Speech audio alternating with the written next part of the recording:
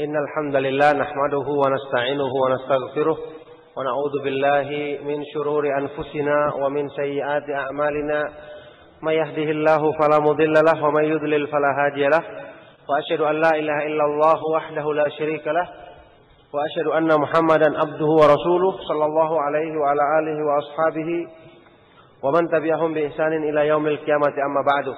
Alhamdulillah, kembali kita bersyukur kepada Allah Subhanahu wa taala yang memudahkan kita untuk meneruskan kajian kita pada malam hari ini. Jadi ada beberapa penjelasan yang saya lewatkan dari pembahasan yang pertama tadi tentang berdakwah memulai dengan yang paling penting yaitu tauhid. Saya anggap selesai karena penjelasan yang selanjutnya adalah melengkapi keterangan yang sebelumnya. Kita langsung pindah ke al-mabhatsus tsani, pembahasan yang kedua. Ad-da'watu ila sunnati wa tahdhiru minal bid'ati.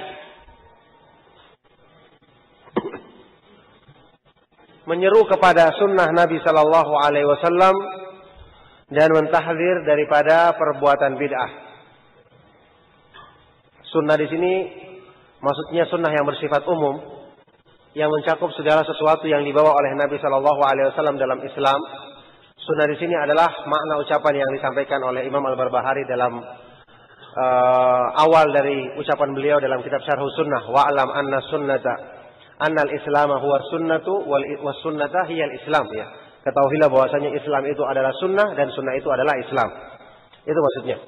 Dan mentahdzir, memperingatkan orang untuk menjauhi perbuatan bid'ah. Ini salah satu di antara landasan dakwah Ahlus Sunnah wal Jamaah sehubungan dengan materi atau isi dakwah yang disampaikan. Jadi isi dakwah yang disampaikan oleh seorang dai yang bermanhaj salaf adalah menyampaikan kepada manusia tentang indahnya berpegang dengan petunjuk Rasulullah Shallallahu Alaihi Wasallam dalam menjalankan agama, serta memperingatkan untuk menjauhi segala sesuatu yang menyimpang darinya. Kita menggunakan bahasa apa saja. Boleh kita memilih ungkapan yang lembut, mungkin kalau kata-kata bid'ah itu asing di telinga masyarakat, boleh kita gunakan ungkapan yang lain yang jelas. Isinya adalah memperingatkan umat untuk berpegang teguh dengan petunjuk Nabi Shallallahu Alaihi Wasallam dan menjauhi segala sesuatu yang menyimpang darinya. Kita baca kata Syekh Fawaz As-Suhaimi, wa min usuli ahli sunnati wal jamaati atba'is salafi ad-da'watu ila sunnatin nabawiyyah asasul wihdati wal i'tisami wa sababul ulfati wal wi'ami allati bihal ismatu wan najatu fid dunya wal akhirah. Termasuk prinsip-prinsip dasar ahlu sunnah wal jamaah pengikut manhaj salaf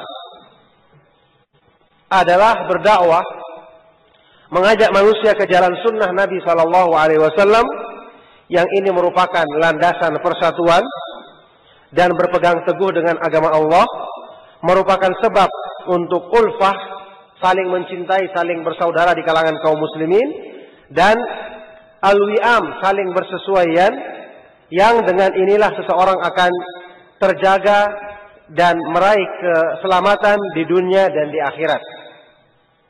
Ini adalah termasuk prinsip dasar ahlu sunnah wal jamaah. Seseorang tidak akan dikatakan sebagai ahlu sunnah kalau dia tidak mengajak manusia kepada sunnah.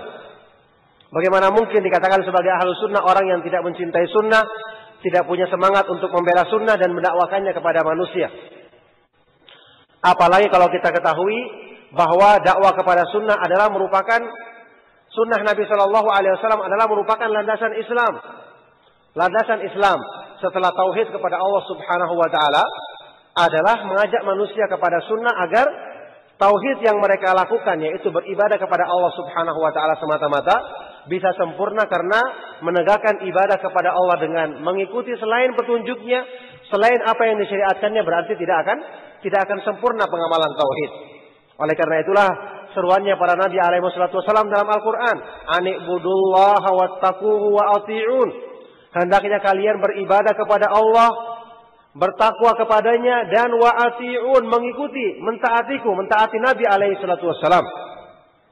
Ini yang menunjukkan bahwasanya dakwah atau mengajak manusia kepada sunnah berarti mengajak mereka kepada landasan Islam yang agung, yang dengannya seseorang berarti mengikuti petunjuk Allah Subhanahu wa taala dengan sebenarnya. Fakama yajibul iltizamu biha, fa innahu yajibu da'watu ilaiha wa tahdhiru mimma yukhalifuha minal ara'i wasyubahi wat tanzimat. Sebagaimana wajib untuk kita berpegang teguh dengan sunnah, maka sesungguhnya wajib juga untuk kita mengajak manusia agar mengikutinya, serta memperingatkan mereka untuk menjauhi segala sesuatu yang menyimpang dari sunnah, baik itu dalam hal pemikiran, syubhat-syubhat, dan tanzimat, organisasi-organisasi yang menyimpang dari sunnah Nabi Shallallahu Alaihi Wasallam. Jadi yang namanya bid'ah jangan difahami cuma sekedar ibadah saja. Kalau bid'ah-bid'ah yang bersifat ibadah mungkin dilaksanakan oleh orang jahil dalam keadaan dia menyangka ini adalah kebaikan. Tetapi kalau bid'ah dalam pemikiran itu lebih parah, karena menjadi sebab dia membangun berbagai macam amal di atas pemikiran bid'ah tersebut.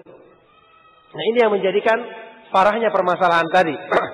Makanya sebagian dari para ulama ada yang menafsirkan ucapan dari sebagian salaf yang sangat terkenal seperti Sufyan Ats-Tsauri, apa ini al-bid'atu ahabbu ila iblisa minal ma'siyah, al-ma'siyatu yutabu minha wal bid'atu la yutabu minha. Perbuatan bid'ah lebih dicintai oleh iblis daripada maksiat yang lainnya setelah syirik, selain syirik, karena perbuatan maksiat masih diberi tobat oleh Allah, sedangkan apa ini perbuatan bid'ah tidak diberi tobat oleh Allah Subhanahu wa taala. Mereka mengartikan bahwasanya ini maksudnya adalah perbuatan-perbuatan bid'ah yang merupakan landasan beragama. Merupakan landasannya dalam beragama.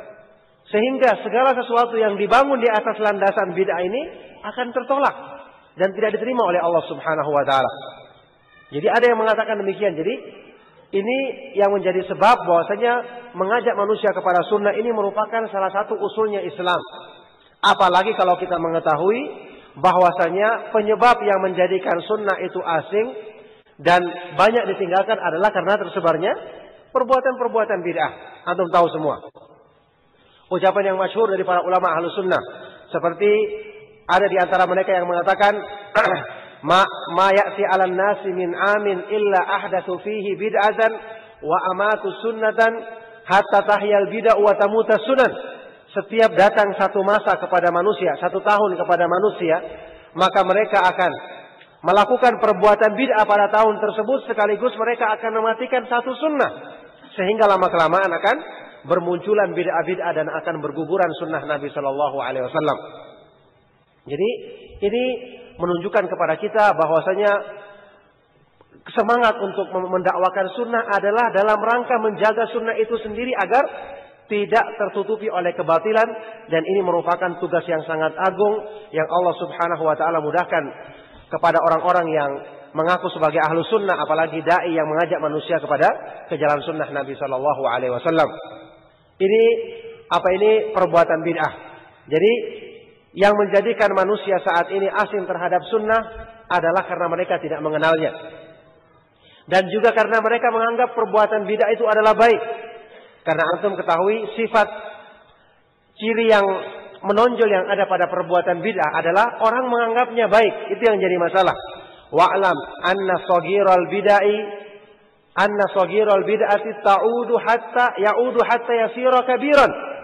Kata Al-Barbahari dalam Syarh Sunnah, ketahuilah bahwasanya bid'ah itu meskipun asalnya kecil, tapi karena dianggap baik maka orang terus mengulanginya, bahkan ditambah, dihiasi, dan terus dilakukan sampai lama-kelamaan menjadi besar.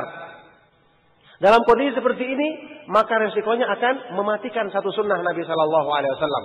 Kalau semakin banyak bid'ah yang dikerjakan, maka semakin berguguran pula sunnah Nabi Shallallahu Alaihi Wasallam.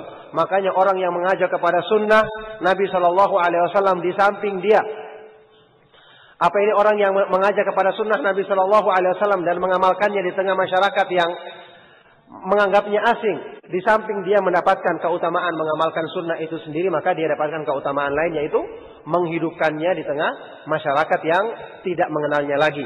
Kata Syekh Utsaimin rahimahullah taala, inna sunnata kullama udhi'at kana fi'luha awqad li husuli fadilatil amal wa nashri sunnati bainan nas. Satu sunnah Nabi sallallahu alaihi wasallam semakin asing dia, semakin ditinggalkan oleh manusia, maka mengerjakannya pun semakin besar keutamaannya karena mendapatkan pahala mengamalkan sunnah itu sendiri, dan yang kedua pahala menyebarkannya di kalangan manusia. Fahiya asasul ijtima' wa masdarul izzati wal quwwati wal wihdati wal khairiyati fi dunya wal akhirah. Rasul sallallahu alaihi wasallam huwal qudwatu fid din thumma ashabuhu radhiyallahu anhum ajma'in. Maka sunnah adalah landasan persatuan, sumber kemuliaan dan kekuatan serta persatuan di kalangan kaum muslimin, dan untuk meraih kebahagiaan di dunia dan di akhirat. Tanpa ada sunnah, tanpa dengan landasan sunnah, maka tidak akan dicapai kebaikan. Karena Allah Subhanahu wa taala menurunkan petunjuk Nabi sallallahu alaihi wasallam asalnya adalah justru untuk memperbaiki keadaan manusia agar mereka meraih kemaslahatan dalam hidupnya. Antum ketahui semua yang saya pernah sampaikan juga dalam pengajian, bahwasanya Imam Abu Bakar Ibnu Ayyash waktu menafsirkan firman Allah Subhanahu wa taala, "Wala tufsidu fil ardi ba'da islahiha." Janganlah kamu melakukan kerusakan di muka bumi setelah perbaikannya. Beliau mengatakan, "Innallaha azza wa jalla ba'atsa Muhammadan sallallahu alaihi wasallam ila ahlil ardi wa hum fi fasad. Fa aslahahumullahu bi Muhammadin sallallahu alaihi wasallam. Faman da'a ila khilafi ma ja'a bihi Muhammadun sallallahu alaihi wasallam fa huwa minal mufsidina fil ard." Sesungguhnya Allah Subhanahu wa taala mengutus Nabi Muhammad sallallahu alaihi wasallam kepada penduduk bumi yang waktu itu mereka dalam keadaan rusak. Kemudian Allah perbaiki keadaan mereka dengan petunjuk yang dibawa oleh Nabi sallallahu alaihi wasallam. Kata beliau, oleh karena itu barang siapa yang menyeru manusia kepada selain dari sunnah, maka berarti dia termasuk orang-orang yang mengusahakan kerusakan di muka bumi. Maka ya ikhwatu fillah, dakwah kepada sunnah, dakwah kepada tauhid, ini adalah sebaik-baik usaha untuk memberikan kemaslahatan dan mengembalikan kejayaan kaum muslimin, agar mereka terhindar dari kehinaan dan kerendahan yang kebanyakan menimpa mereka saat ini. Oleh karena itu mereka-mereka yang menggembar-gemborkan dakwah ini, kalau tidak kembali kepada sunnah, justru mereka semakin merusak keadaan kaum muslimin. Kita baca di sini beberapa baris kemudian keterangan dari Ibnu Taimiyah rahimahullah taala. Kita lihat. Yaqulu Syekhul Islam Ibnu Taimiyah rahimahullah taala, "Fala yuntasaru li syakhsin intisaran mutlaqan aman illa li Rasulillah sallallahu alaihi wasallam, wala li ta'ifatin intisaran mutlaqan illa lis aman illa lis sahabati radhiyallahu anhum ajma'in, fa innal huda yaduru ma'ar Rasul sallallahu alaihi wasallam haitsu dara wa yaduru ma'a ashabihi duna ashabi ghairi haitsu daru." Ini ucapan yang sangat indah, kata beliau. La yuntasaru, tidak boleh kita membela seseorang dengan pembelaan yang mutlak dan bersifat umum kecuali hanya kepada Rasulullah sallallahu alaihi wasallam. Dan juga tidak ada kepada kelompok tertentu dengan pembelaan yang mutlak dan bersifat umum kecuali kepada para sahabat beliau radhiyallahu anhum ajma'in. Karena petunjuk itu selalu bersama Nabi sallallahu alaihi wasallam dimanapun beliau berada, dan petunjuk itu selalu bersama para sahabat Nabi sallallahu alaihi wasallam, bukan selain sahabat beliau, dimanapun mereka berada. Jadi ini ucapan yang sangat indah sekali. Dari sinilah kita mengetahui alasan mengapa para ulama ahlu sunnah dalam kitab-kitab mereka ketika menjelaskan kebenaran selalu mereka mengiringinya dengan mentahdzir, memperingatkan umat untuk menghindari kebatilan. Alasannya adalah dalam rangka menjaga sunnah itu sendiri. Kalau kita cuma menjelaskan kebaikan saja, orang-orang tidak memahami keburukan, maka ini tidak akan sempurna. Bukankah keimanan itu kita akan rasakan manis setelah kita mengenal kekufuran dan berusaha menjauhinya? Kata salah seorang penyair, ad-diddu yuzhiru husnahu ad-didd. Sesuatu itu akan kelihatan kebaikannya jika kita telah merasakan lawannya. Innama tatabayyanul asya'u bi adadadiha. Sesungguhnya segala sesuatu itu akan semakin jelas kalau kita telah merasakan kebalikannya. Orang akan semakin merasakan lezatnya madu misalnya. Kalau dia misalnya baru mencicipi sesuatu yang pahit. Karena dia mengetahui kebalikannya. Oleh karena itulah salah satu di antara metode dakwah yang akan memantapkan iman, mengokohkan tauhid dan sunnah dalam diri seseorang adalah menjelaskan kebenaran dan keindahan tauhid dan sunnah, setelah itu mengingatkan untuk menjauhi perbuatan bid'ah dan perbuatan syirik kepada Allah Subhanahu wa taala. Inilah yang diisyaratkan dalam banyak metode dakwanya Nabi sallallahu alaihi wasallam. Seperti dalam Al-Qur'an, kenapa harus ada an-nafi wal itsbat? Faman yu'min billahi, faman yakfur bit-taghuti wa yu'min billahi faqad istamsaka bil urwatil wuthqa la infisama laha.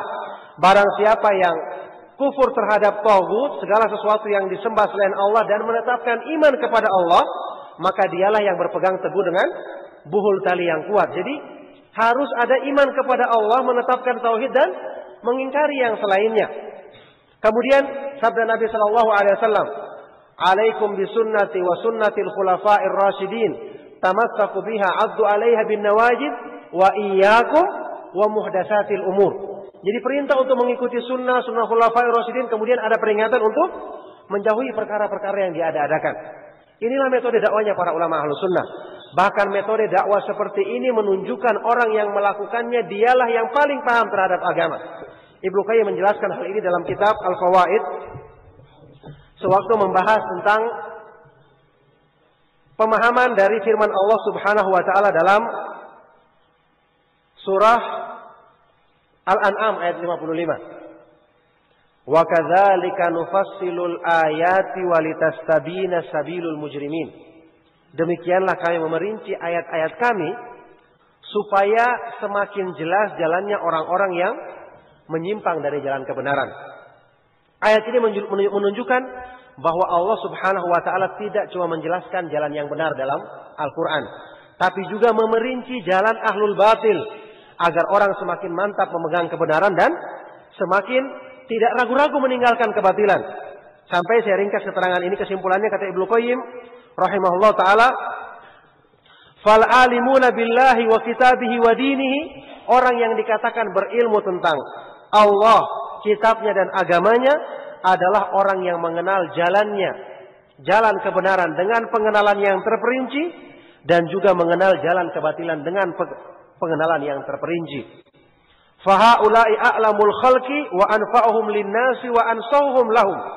Mereka inilah orang yang paling berilmu di antara manusia dan paling bermanfaat serta paling bisa memberikan nasihat kepada mereka. Jadi ini jalan yang tidak main-main. Ini merupakan jalan yang dengan inilah seseorang bisa diharapkan untuk memberi nasihat kepada umat agar mereka mantap berpegang teguh dengan kebenaran. Tentu saja sudah kita ketahui, kita mengenal kebatilan agar kita bisa meninggalkannya. Dan dengan ini seorang akan semakin mantap berpegang dengan agama. Kita semua ingat ucapan yang terkenal dari sahabat yang mulia Umar ibn Khattab yang mengatakan, "Innama tanqudu ural Islam urwatan idza nasha'a fil Islami man lam ya'rifil jahiliyah." Sesungguhnya akan menyebabkan terputusnya ikatan Islam seutas demi seutas ketika tumbuh dalam Islam orang-orang yang tidak mengenal kejahiliaan, orang-orang yang tidak mengenal kesalahan. Maka kalau ada dakwah yang mengatakan kita mengajak kepada yang baik-baik saja, tidak perlu kita mengingkari, tidak perlu kita menasihati, tidak perlu kita menyalahkan orang, maka ini tidak benar. Sebagaimana kalau ada yang berlebihan mengingkari dengan keras, mengingkari dengan kata-kata yang kasar, juga ini gulu berlebih-lebihan. Tidak dibenarkan. Kita mengingkari kesalahan tapi dengan cara lemah lembut. Karena kita ketahui manusia itu berat kalau disalahkan. Maka jangan sampai ditambah berat dengan uslub atau cara kita dalam mengingkari kesalahan mereka. Kita mengingkari dengan cara yang lemah lembut, kecuali bagi orang-orang yang berhak untuk diperingatkan dengan keras, maka kita memperingatkan sesuai dengan keadaan mereka. Kata beliau selanjutnya, laqad tawataratin nususu asy-syar'iyyatu fil hazzi ala hadzal aslil azim. Sungguh telah banyak nas-nas, dalil-dalil dalam Al-Quran dan Sunnah yang menganjurkan untuk melakukan pokok yang agung ini. Di sini beliau membawakan firman Allah Subhanahu wa taala, "Laqad kana lakum fi Rasulillahi uswatun hasanah liman kana yarjullaha wal yawmal akhir wa dzakarallaha katsiran." Sungguh-sungguh telah ada bagi kalian pada diri Rasulullah sallallahu alaihi wasallam contoh teladan yang baik bagi orang-orang yang mengharapkan balasan rahmat Allah dan balasan kebaikan di hari kemudian dan banyak menyebut nama Allah. Jadi Allah menamakan apa yang diperbuat oleh Nabi Shallallahu Alaihi Wasallam sebagai teladan yang baik. Ini menunjukkan bahwasanya semua yang beliau bawa itu adalah kebaikan. Jadi Allah yang menamakannya sebagai teladan kebaikan, yang ini menunjukkan apa ini mengikuti petunjuk Nabi Shallallahu Alaihi Wasallam akan membimbing seseorang untuk mencapai ridha Allah Subhanahu Wa Taala. Maka kata beliau, fal uswatu hiyal qudwa falak tida'a illa bihi walat tiba'a illa lahu wala najata illa bisairi ala tariqatihi. Maka arti uswah adalah qudwah, panutan. Mengambil teladan artinya adalah mengambil panutan. Maka tidak ada yang diikuti kecuali Nabi Shallallahu Alaihi Wasallam.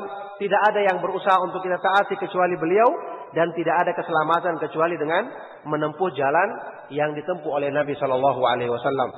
Maka inilah salah satu di antara kemuliaan yang Allah Subhanahu Wa Taala mudahkan kepada seorang Muslim ketika dia diberi kesempatan untuk mengenal jalan sunnah, mengenal perincian dari perbuatan Nabi Shallallahu Alaihi Wasallam dalam beragama. Karena dengan itu peluang dia untuk mendapatkan ridha Allah Subhanahu Wa Taala semakin besar.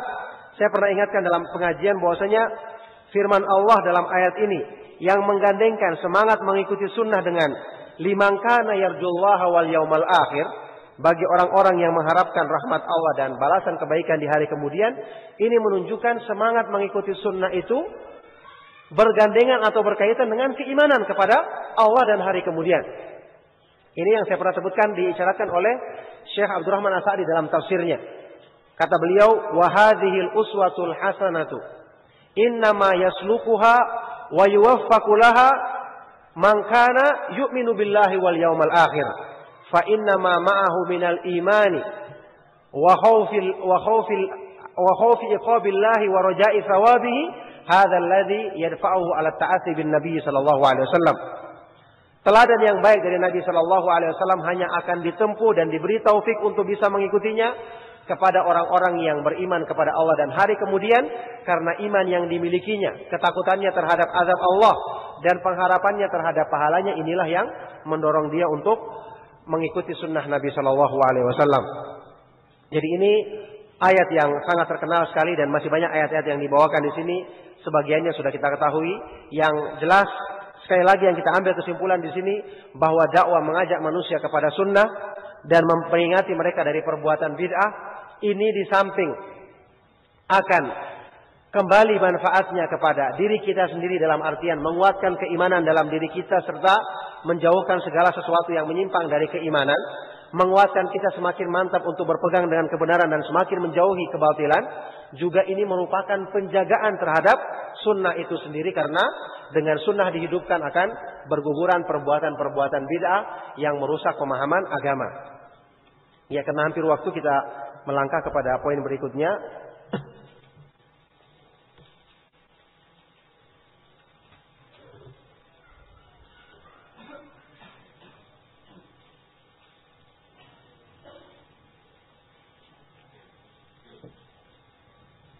Ya, saya ingin bacakan beberapa faedah dulu. Coba lihat halaman 95. Halaman 95 baris ke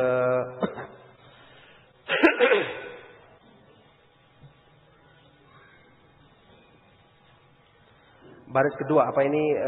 Ya, baris kedua ya. Atau dari awal ya. Walihadza yaqulu syarihut Tahawiyah rahimahullah taala, halaman 95. Oleh karena itu Imam Ibn Abil Izz Al-Hanafi yang mensyarah kitab Aqidah Tahawiyah mengatakan, wa sunnatu tariqatur rasul alaihi salatu wassalam, wal jama'atu jama'atul muslimin, wa humus sahabatu wat tabi'una lahum bi ihsanin ila yaumiddin, fattiba'uhum hudan wa khilafuhum dhalal.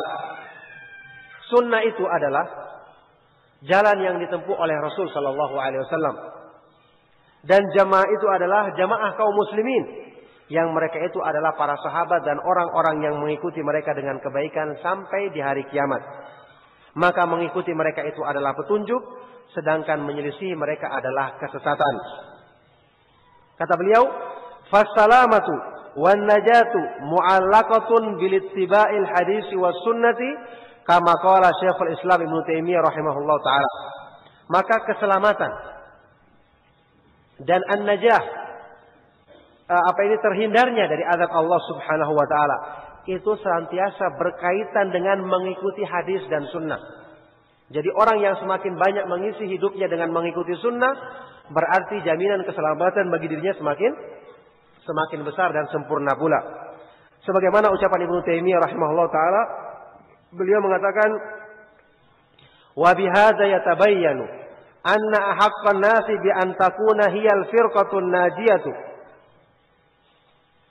bi an takuna hiyal firqatun najiyatuhum ahlal hadits was sunnah. Oleh karena itu, dengan inilah semakin jelas bahwa orang yang paling berhak untuk dikatakan mereka itu adalah golongan yang selamat dari azab Allah Subhanahu wa taala, yang paling besar peluangnya untuk selamat, mereka adalah ahlul hadis dan ahlu sunnah, orang-orang yang mendalami hadis Nabi sallallahu alaihi wasallam dan mendalami sunnah-sunnah beliau. Oleh karena itu, pengajian-pengajian yang membahas tentang fikih ibadah yang sesuai dengan sunnah Nabi sallallahu alaihi wasallam ini merupakan upaya untuk memperbesar peluang kita untuk selamat dengan kita memahami dan mengamalkannya dengan sebaik-baiknya. Ketahuilah Allah Subhanahu wa taala menjadikan pada semua petunjuk yang diturunkannya kepada manusia bagian dari kebaikan, yang berarti semakin banyak kita miliki maka semakin besar pula bagian dari kebaikan yang kita himpun dalam diri kita. Allah Subhanahu wa taala berfirman, "Ya ayyuhalladzina amanu stajibu lillahi walir rasuli idza da'akum lima yuhyikum." Wahai orang-orang yang beriman, penuhilah seruan Allah dan seruan Rasulnya yang mengajak kamu kepada apa-apa yang memberikan kehidupan yang baik bagimu di dunia apalagi di akhirat nanti. Kita pindah ke pembahasan yang ketiga, al-mabhasus salis.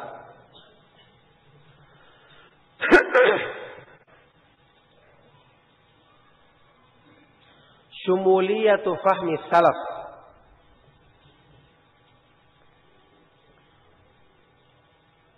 Wa da'watihim li islahi ma yansha'u fil mujtama'i minal mukhalafat.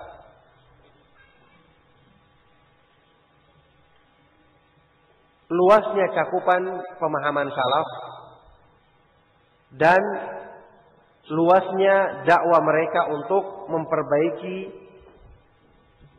hal-hal yang timbul di masyarakat berupa penyimpangan-penyimpangan.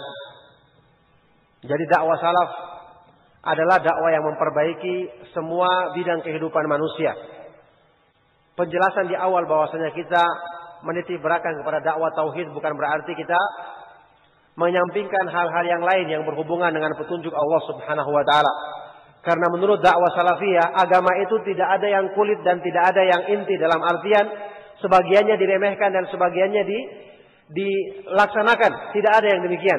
Semua yang bersumber dari petunjuk Allah Subhanahu wa taala adalah mulia, meskipun dianggap orang sebagai sesuatu yang hanya bersifat penampilan lahir saja, semua adalah kemuliaan karena semua bersumber dari Allah Subhanahu wa taala, zat yang maha mulia. Oleh karena itulah kita ketahui bersama, para ulama ahlu sunnah mengatakan kufur orang yang menghina satu dari syariat meskipun itu dianggap sesuatu yang remeh misalnya. Berdasarkan firman Allah Subhanahu wa taala dalam ayat yang terkenal surat At-Taubah, "Qul abillahi wa ayatihi wa rasulihi kuntum tastahzi'un la ta'tadiru qad kafartum ba'da imanikum." Katakanlah, apakah terhadap Allah, terhadap ayat-ayatnya dan terhadap Rasulnya kalian berani memperolok-olok? Janganlah kalian minta maaf, sungguh kalian telah kufur setelah beriman. Jadi mengingkari atau melecehkan satu dari petunjuk Allah Subhanahu wa taala dengan mengatakan, ini cuma kulit-kulitnya agama bukan intinya, yang dengan ini dimaksudkan untuk meremehkannya, ini termasuk perbuatan yang naudzubillahi min dzalik, bisa jadi termasuk ucapan-ucapan kufur, naudzubillahi min dzalik. Yang ini perlu kita waspada daripadanya agar Allah melindungi kita dari perbuatan seperti ini. Jadi Allah Subhanahu wa taala tidak akan mungkin mensyariatkan sesuatu kalau kemudian dianggap itu sebagai sesuatu yang remeh dan tidak perlu diperhatikan. Apalagi kalau sampai disebutkan dalam hadis-hadis yang sahih, seperti misalnya masalah memelihara lihya, kemudian masalah tidak isbal. Sebagian orang-orang, bahkan mereka-mereka yang menisbahkan dirinya kepada dai sebagai dai juru dakwah, mereka mengatakan ini perkara yang kulit, kenapa dipermasalahkan? Alhamdulillah dakwah ahlu sunnah tidak pernah demikian. Para ulama ahlu sunnah dan para ustadz ahlu sunnah menjelaskan tentang hukumnya memakai jenggot, hukumnya memakai celana isbal, bagaimana keharusan dalam berpakaian yang sesuai dengan syar'i, dan masalah-masalah yang lainnya menunjukkan dakwah salafiyah adalah dakwah yang mengajak manusia kepada semua perkara agama. Ad-da'watu salafiyatu al-muntaliqatu min ma'alimi salafil ummati min as-sahabati wat-tabi'ina hiya da'watun syamilatun fi mawdu'atiha wa jawanibiha. Falaysa al-amru kama yaz'umuhu man yaz'umuhu min anna da'wat at-tauhid la ta'rifu illa jawanib mahdudatin wa dayyiqatin la tatajawazuha. Dakwah salafiyah yang bertitik tolak dari rambu-rambu para ulama salaf dari kalangan sahabat dan tabi'in adalah dakwah yang syamilah, yang bersifat menyeluruh dalam pembahasan-pembahasannya dan pada semua sisi-sisi kehidupan manusia. Bukanlah perkara dakwah salafiyah ini sebagaimana yang disangka oleh sebagian orang-orang yang ada penyakit dalam hatinya, yang mengatakan dakwah tauhid itu tidak mengetahui atau tidak membahas kecuali sisi-sisi yang terbatas dari agama yang sempit dan tidak dilewati. Seperti ungkapan tadi, katanya dakwah tauhid cuma jalan di tempat, tidak memikirkan realita umat, tidak membahas kejayaan umat. Maka jawabannya mengusahakan kejayaan umat dan kemuliaan umat bukan dengan cara-cara bid'ah, tapi dengan cara-cara yang sesuai dengan syariat Allah Subhanahu wa taala, terbukti dengan apa yang dicapai oleh Nabi sallallahu alaihi wasallam dan para sahabatnya serta para ulama salaf radhiyallahu taala anhum ajmain. Wa hadhi syubhatun makiratun khati'atun mukhti'ah. Ini adalah satu syubhat yang memperdaya, yang sangat keliru dan sesat. Da'al qawla biha at-ta'assubu wa at-tahazzubu litajammu'at al-mukhalifati liman has-salaf. Ini adalah ucapan orang-orang yang termotivasi untuk mengucapkannya karena ta'assub, fanatik yang berlebihan, dan tahazzub, ya ini pemahaman hizbiyah, dan sekedar berkumpul, kumpulan-kumpulan yang menyelisihi manhaj salaf. Inilah yang mereka lekatkan kepada pemahaman salaf yang dikatakan tadi, hanya membahas sebagian sisi saja, akidah terus yang dibicarakan, tidak pernah permasalahan-permasalahan yang lain. Ini sebagaimana syubhat yang terdahulu yang antum ketahui yang disampaikan oleh tokoh-tokoh mereka yang terdahulu, bahwasanya dakwah salaf itu lebih selamat, tetapi dakwahnya khalaf itu lebih a'lam wa ahkam, lebih sesuai dengan ilmu, lebih ilmiah dan lebih ahkam, lebih bijaksana katanya. Ini jelas batil, karena semua kebaikan adalah ada pada manhaj salaf. Ketika Rasulullah SAW memberitakan dalam hadis yang kita kenal, riwayat Bukhari Muslim, khairun nasi qarni thumma alladhina yalunahum thumma alladhina yalunahum. Sebaik-baik manusia adalah generasiku, kemudian orang-orang yang mengikuti mereka dan orang-orang yang mengikuti mereka. Di sini Nabi SAW tidak mengatakan sebaik-baik manusia dalam hal akidah atau dalam hal akhlak, dalam hal dakwah, dalam hal tingkah laku, bukan. Tapi dimutlakan sebaik-baik manusia, artinya dalam semua sisi. Karena tidak disebutkannya tamyiz dalam hadis ini, menunjukkan kebaikan mereka itu meliputi semua sisi dalam masalah agama ini. Dalam masalah akidah mereka yang terbaik, dalam masalah akhlak mereka yang terbaik, dalam masalah kebijaksanaan dalam berdakwah mereka yang terbaik, dan dalam semua masalah. Inilah yang ada pada dakwah salafiyah. Yang oleh karena itu dengan mengenal dakwah ini antum bisa perhatikan semua permasalahan-permasalahan dibahas oleh para ulama, baik itu masalah yang berhubungan dengan pakaian, masalah yang berhubungan dengan penampilan, apalagi masalah-masalah akidah, apalagi masalah-masalah ibadah yang merupakan kewajiban kita kepada Allah Subhanahu wa taala maupun masalah-masalah yang lainnya. Kata Syekh selanjutnya, coba kita langkai sampai paragraf yang terakhir. Wa nahjut tadarruji la ya'ni tarkal inkari ala ma yaqa'u fi waqi'ihi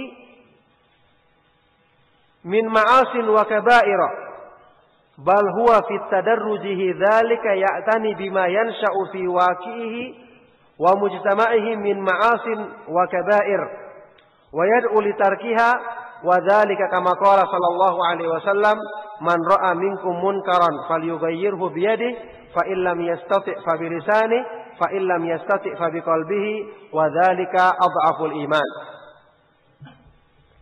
Adapun manhaj tadarruj, berangsur-angsur, bertahap dalam berdakwah. Seperti mengutamakan dulu masalah akidah. Sewaktu kita menjelaskan kepada kaum muslimin tentang masalah Islam, terangkan dulu kaidah umumnya sebelum diperinci. Terangkan dulu hal-hal yang bersifat garis besar, karena ini sudah kita ketahui merupakan metode dakwanya orang-orang yang disifati sebagai Rabbani dalam Al-Quran. Walakin kunu rabbaniyina bima kuntum tu'allimuna al-kitab wa bima kuntum tadrusun.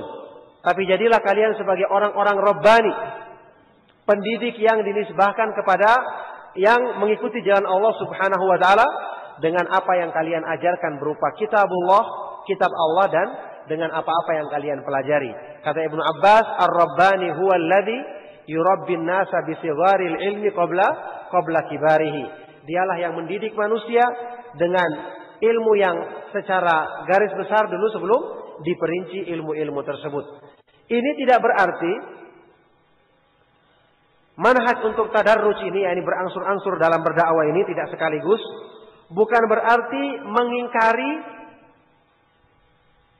perbuatan-perbuatan yang terjadi di masyarakat yang di alam nyata dalam keseharian kita berupa perbuatan maksiat dan dosa-dosa besar. Tidak demikian. Bukan berarti kalau kita mengatakan kita utamakan dulu dakwah tauhid dan mengingkari perbuatan syirik, lantas kemudian kalau ada perbuatan maksiat maka kita biarkan. Tidak. Tapi kita berusaha mengingkarinya dengan cara yang lemah lembut. Bal huwa fi tadarrujihi dzalika, tapi artinya dalam sikap berdakwah secara bertahap ini juga kita memperhatikan hal-hal yang timbul di alam nyata dan di masyarakat kita berupa perbuatan maksiat dan dosa-dosa besar, dan mengajak manusia untuk meninggalkannya, sebagaimana sabda Nabi sallallahu alaihi wasallam, man ra'a minkum munkaran, siapa di antara kalian yang melihat kemungkaran maka hendaknya dia merubah dengan tangannya, kalau tidak mampu dengan lisannya, kalau tidak mampu maka dengan hatinya, yang itu adalah selemah-lemahnya iman. Jadi tetap dalam kita berdakwah ada yang kita utamakan, tapi sambil kita menjalani dakwah tauhid, di tengah-tengah itu kalau kita melihat kemungkaran maka kita tegur dengan cara yang baik, kita berusaha menasihati dengan cara yang lemah lembut agar mereka meninggalkannya. Inilah dakwah salafiyah, dan terbukti antum melihat para ulama bukan cuma menulis hal-hal yang berhubungan dengan masalah akidah. Mereka tidak cuma menjelaskan hal-hal yang berhubungan dengan menjauhi perbuatan syirik, tapi mereka menjelaskan hal-hal yang berhubungan dengan bid'ah, kesalahan-kesalahan dalam masyarakat. Sampai antum baca buku-bukunya para ulama ketika membahas misalnya mengenai hukum-hukum Ramadan, maka mereka akan akhiri dengan bid'ah-bid'ah yang terjadi seputar puasa Ramadan misalnya. Ini mereka jelaskan untuk dalam rangka menunaikan kewajiban amar ma'ruf nahi munkar yang merupakan sebab Allah Subhanahu wa taala memuliakan agama Islam ini. Jadi tidak berarti dengan ini kita meninggalkan hal-hal tersebut. Cuman cara mengingkarinya jelas tidak seperti cara-cara bid'ah yang diinginkan oleh mereka-mereka yang tidak senang terhadap dakwah salafiyah, yaitu dengan cara-cara misalnya mengingkari kemungkaran pemerintah dengan menjelek-jelekan mereka. Ini jelas bertentangan dengan petunjuk Allah Subhanahu wa taala dan Rasulnya, maka ini kita tidak terima dalam dakwah Ahlussunnah. Kata beliau selanjutnya, lihat halaman 99. Walaqad ba'atsallahu nabiyahu li islahil alam wa tahqiqi masalihil ibadi kama qala an-nabiy sallallahu alaihi wasallam innahu lam yakun nabiyyun qabli illa kana haqqan alaihi ay yadulla ummatahu ala khairi ma ya'lamuhu lahum wa yundhirahum syarra ma ya'lamuhu lahum. Sungguh Allah Subhanahu wa taala telah mengutus nabinya sallallahu alaihi wasallam untuk kemaslahatan alam semesta ini dan untuk mewujudkan kemaslahatan bagi seluruh manusia. Sebagaimana sabda Nabi sallallahu alaihi wasallam, sesungguhnya tidak ada seorang nabi pun sebelumku kecuali wajib baginya untuk menunjukkan kepada umatnya kebaikan yang diketahuinya untuk mereka dan mengingatkan bagi mereka keburukan yang diketahuinya untuk mereka. Jadi para nabi diutus untuk menjelaskan kebaikan dan mewujudkan kebaikan kepada umatnya dan mencegah kemungkaran. Fad-dinu amrun wa nahyun. Amrun bil khairi wa nahyun anil syarr. La yaktasiru ala syai'in duna syai'. Wa innama da'iyatul muslimu huwa alladhi yura'i tadarruja wal ahamiyata baina hadhil asya'. Maka agama itu adalah perintah dan larangan. Perintah kepada kebaikan dan larangan dari keburukan. Tidak terbatas pada satu permasalahan kemudian tidak membahas masalah yang lain. Akan tetapi hanyalah seorang dai muslim, dia diperintahkan untuk apa? Yurai, mempertimbangkan. Perkara apa? Tadarruj, yakni sikap bertahap dalam berdakwah. Serta ahamiyah, memiliki prioritas dalam berdakwah di antara semua perkara-perkara tersebut. Sudah kita bahas tadi, kalau kita sudah ketahui landasan agama itu adalah tauhid, maka diperbaiki dulu landasannya sebelum dibangun bangunan yang lain di atasnya. Inilah pertimbangan mengapa kita harus mendahulukan dakwah tauhid. Yaqulu Syekhul Islam Ibnu Taimiyah rahimahullah taala, Ibnu Taimiyah rahimahullah taala mengatakan, "Fal amru alladzi ba'atsallahu bihi rasulahu huwal amru bil ma'ruf wan nahyu alladzi ba'atsa bihi huwan nahyu 'anil munkar." Perintah yang Allah Subhanahu wa taala mengutus nabinya dengannya adalah perintah untuk melakukan kebaikan, sebagaimana larangan yang Allah Subhanahu wa taala berikan kepada Nabi sallallahu alaihi wasallam adalah larangan untuk melakukan perbuatan yang mungkar.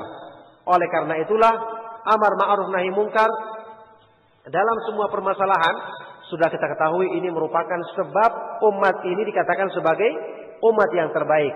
Kuntum khaira ummatin ukhrijat lin-nasi ta'muruna bil ma'rufi wa tanhauna 'anil munkari wa tu'minuna billah.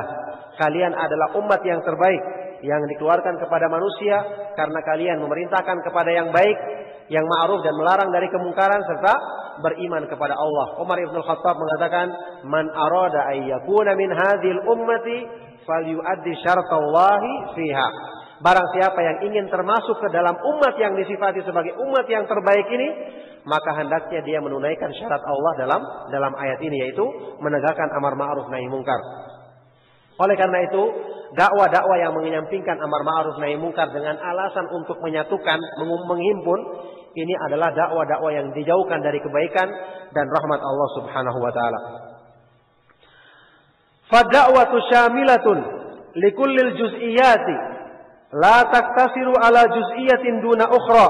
Kama qala Ibnu Taimiyah rahimahullah taala, fad-da'watu wal ibadatu ismun jami'un li ghayatil hubbi lillahi wa ghayatiz dzul.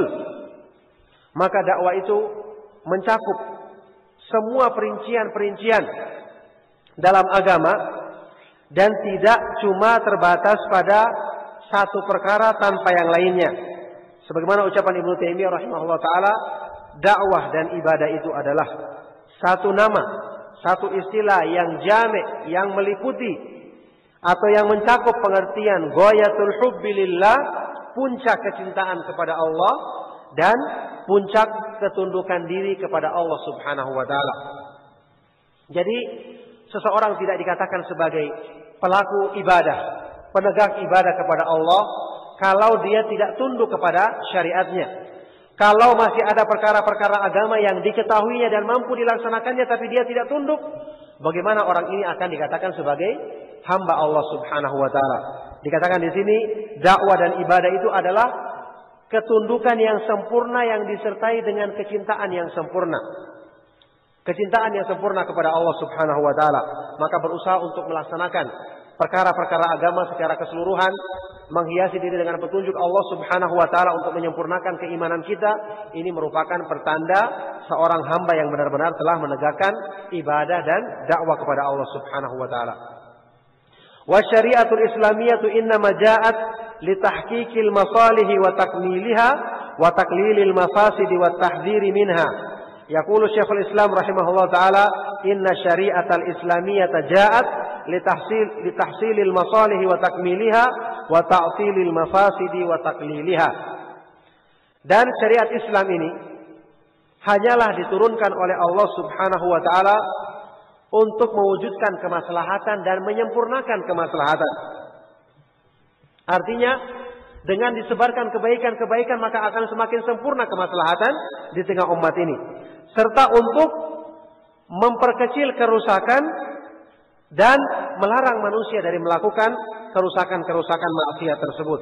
Ibnu Taimiyah rahimahullah taala mengatakan, sesungguhnya syariat Islam itu diturunkan untuk mewujudkan kemaslahatan bagi manusia dan menyempurnakannya, serta untuk menolak kerusakan-kerusakan atau minimal memperkecilnya. Nah, ini termasuk perkara yang hendaknya diketahui oleh para dai. Jadi kita mempelajari semua masalah-masalah agama, hukum-hukum dalam Islam. Nanti dalam penerapannya kita harus mengetahui mana yang harus kita dahulukan di antara semua itu jika terjadi pertentangan di antaranya, dan mana yang harus kita pertimbangkan lebih besar kebaikannya daripada keburukannya di antara semua itu. Nah, disinilah perlunya seorang dai untuk mengenal hukum-hukum tersebut dan membekali dirinya dengan pengetahuan yang diterangkan di sini, bahwasanya agama Islam diturunkan untuk mendatangkan kemaslahatan dan menyempurnakannya, sekaligus untuk menghilangkan keburukan atau minimal memperkecilnya agar tidak menimbulkan keburukan yang lebih besar lagi. Maka inilah hal yang menunjukkan bahwasanya dakwah salafiyah adalah dakwah yang mencakup semua permasalahan. Cuman mereka ada hal-hal yang diutamakan dan diprioritaskan. Orang-orang yang tidak mengenal dakwah ini dengan mengatakan bahwasanya dakwah salafiyah hanya membahas masalah-masalah tertentu, justru mereka adalah orang-orang yang terbukti tidak memberikan perhatian kepada apa-apa yang mereka anggap sebagai kulitnya agama, hal-hal yang mereka anggap sebagai pemecah belah umat. Justru mereka yang mengatakan ingin menegakkan hukum, tapi dalam sebagian hukum-hukum syar'i yang jelas-jelas diturunkan dalam ayat Al-Quran atau dalam hadis yang sahih riwayat Bukhari Muslim, mereka tolak dan mereka katakan ini sebagai permasalahan-permasalahan yang bersifat sampingan dan tidak penting. Yang lebih penting adalah untuk mencapai tujuan mereka, tujuan politik mereka. Maka ini adalah satu kebatilan yang nyata, yang tidak terbukti. Bahwasanya para ulama Ahlus Sunnah wal Jamaah tidak terbukti apa yang mereka katakan. Justru sebaliknya, para ulama Ahlus Sunnah wal Jamaah memberikan perhatian dalam semua masalah agama, sehingga hanya dalam manhaj salaf kita bisa mengenal hukum-hukum agama Islam secara lengkap dalam berbagai masalah agama. Nah, ini kurang lebih yang bisa saya sampaikan pada malam hari ini. Keterangan yang ringkas tentang mengenai beberapa prinsip-prinsip atau landasan-landasan dalam dakwah, patokan-patokan dalam dakwah yang berhubungan dengan al-mad'u ilaihi, materi atau isi daripada dakwah itu sendiri. Semoga Allah Subhanahu wa taala memberikan manfaat dari kajian yang kita adakan pada hari ini. Afwan atas segala kekurangannya. Semoga Allah Subhanahu wa taala memudahkan kita untuk memahami agamanya dengan sebaik-baiknya dan mengamalkannya. Dan semoga Allah Subhanahu wa taala senantiasa memilih kita sebagai orang-orang yang mencintai agamanya, menegakkannya, dan mengajak manusia untuk mengikuti agama yang hak ini. Serta Allah Subhanahu wa taala mudahkan kita untuk istiqamah di atas petunjuknya sampai kita meninggal dunia nantinya. Saya cukupkan, afwan atas segala kekurangannya. Sallallahu wasallam wa baraka ala nabiyina Muhammadin wa ala alihi wa ashabihi wa man tabi'ahum bi ihsan ila yaumil qiyamah wa akhiru da'wana alhamdulillahi rabbil alamin.